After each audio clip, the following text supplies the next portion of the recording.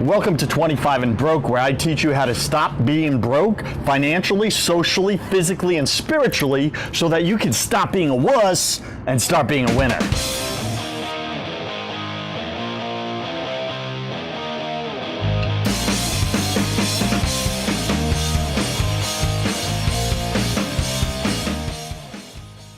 Today we're discussing how to find your passion. How to find your passion, right? That's such an important question.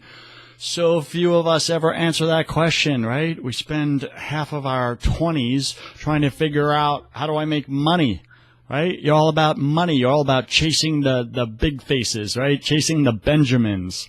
You're asking the wrong questions. You're chasing the wrong things. What I've learned in my short years here on earth is that in my early 20s, I was chasing the wrong thing. I should have been chasing my passion. What excites me? What lights me up? What fires me up? What am I meant to do? Why am I here on this earth? You're going to hear me say this over and over again in different, episodes here because it's so important, right? So here's something that's interesting. Let me share my story on this. How did I find my passion? Joseph Warren found his passion, right? Some of you are going to care about this. Other of you are not. Well, either way, I'm guessing you're going to listen. So here's my story, right? So I was deathly afraid of public speaking, right? Standing up in front of a group and talking and expressing myself.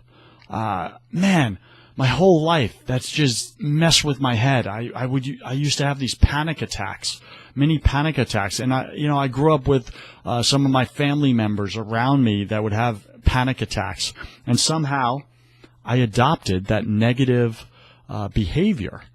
And that really affected me, right? In my teenage years and high school, there I was like, I remember this class in high school. I think it was 10th grade. I want to say 10th grade. And it was a public speaking class. Somehow I was enrolled in a public speaking class and I had to do it. There was no way out. Otherwise I would have found a way out. But there I was. I show up for the first day, and would you guess it? Like 60 to 70% of the students in the class were like smoking hot, beautiful girls. And I'm like, are you freaking kidding me? It's like, it's bad enough I suck at speaking in front of people, and I'm scared and I'm fearful and my body does weird things and I have panic attacks. But now I got to do all that in front of like really attractive girls? Are you kidding me? This sucks. And it did. It definitely did, and I remember, quick little sidebar story here within that. I had this teacher that led the class, public speaking class, and he was 6'5", blonde hair, wavy hair, blue eyes, and just muscle bound, right? So he had muscles out to here. And, all the girls had this crush on this guy. He was just like this jock, this hunk of a guy or whatever, and the girls were just like enamored by him.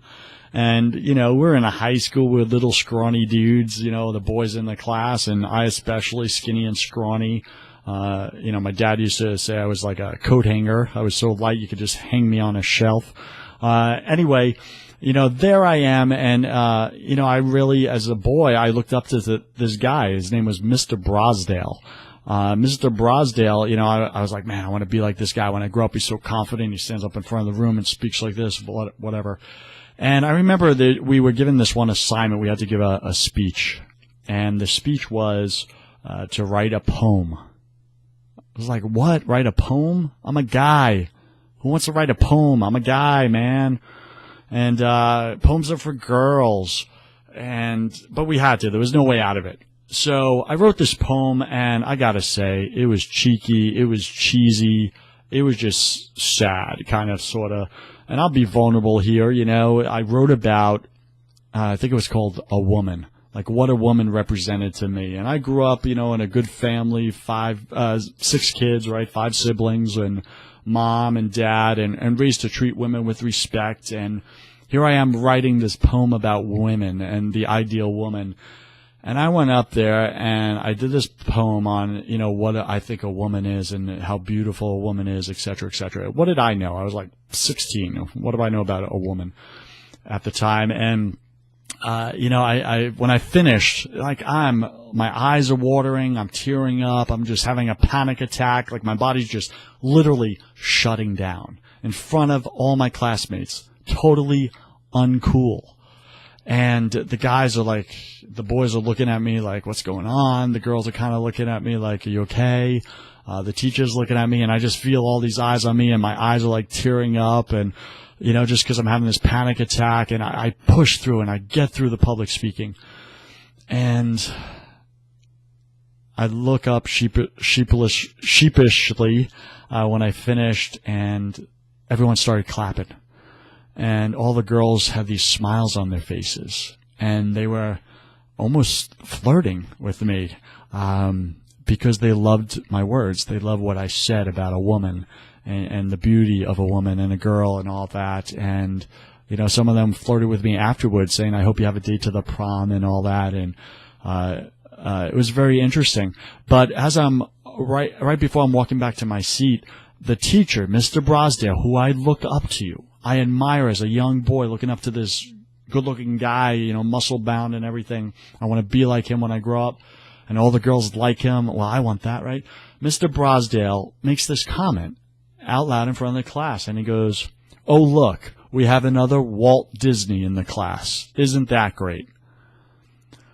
And I remember, I didn't really understand what his comment meant, per se, but I do remember how everyone reacted. And everyone started laughing and giggling and kind of, making fun of me with his comment. And I was crushed. I was just like, boom, shot to the heart, to the core. This is the guy I admire, and he just verbally vomited on me, and with a sharp sword, negative, to bring me down, to knock me down, because I had gotten an applause from the class, from the girls. And years later, I realized what it really was, why he said that. And he was used to girls, even though they were kids, these young girls liking him, and he was the guy. And all of a sudden, I drew some of that attention for 60 seconds, and he didn't like it, so he knocked me down verbally, brought me down. And that scarred me. That messed me up emotionally, man. I was I made an unconscious or subconscious decision. I am not going to speak in front of a group again. And I know that was a long-winded story, but I wanted to really share that because it leads to this. It leads to my passion. I set out after that. I finally got to a point in my life and my career years later where I had avoided every opportunity to speak in front of a group, and that would really close doors of business opportunities, and that really affected my businesses negatively. And eventually I got to the point where I had to say to myself, if I want these dreams, these goals, if I want to go where I'm telling people I'm headed in life, then I have to get better at public speaking. There's no way around it. It's the path. It's where I need to go. I need to become a better communicator, to pitch better, to get people to buy into my ideas, my businesses, etc. Become better at persuasion. So I had to tackle that. I had to conquer that. I had to go in and say, man, this is a problem in me. I'm having panic attacks. I've been avoiding this for too long. I need to chase this fear. I need to face this fear. I need to kick it in the teeth and tell it I'm not afraid of you anymore. I believed in my dreams, and I went for it. And, I came across different resources. Once I made that decision that I'm going to conquer my number one fear, and it was so scary. But once I made the decision, I was resilient. I found resources that helped me with this. And eventually, and I could share in another episode how I specifically did that, conquer the fear. But what I found was, once I started practicing with these tools and conquering this fear of public speaking, which technically is called glossophobia. See, they gave it a phobia name because it's so common. It's the number one fear in humanity. And once I conquered it, I found that I freaking loved talking in front of groups once I wasn't scared of it anymore. And it's my passion. So this is why I took so long to describe the pain part of the story, because I truly believe, here's the lesson for this episode. Get this, listen to this. Behind your greatest fear lies your greatest passion. Let me repeat that. Behind your greatest fear lies your greatest passion. And until you face that fear head on, kick it or punch it in the lip, and tell it, I'm not afraid, and walk through it, you will never, ever, ever achieve what you're meant to do here on this planet. So if you want that passion, then you must face that fear. So the quickest way to find out what your number one passion is, what you're meant to do, is to look at what scares you most. What is that thing that scares you most? And behind that lies the key, lies the next door, the next right step towards that one thing you're meant to do in this life.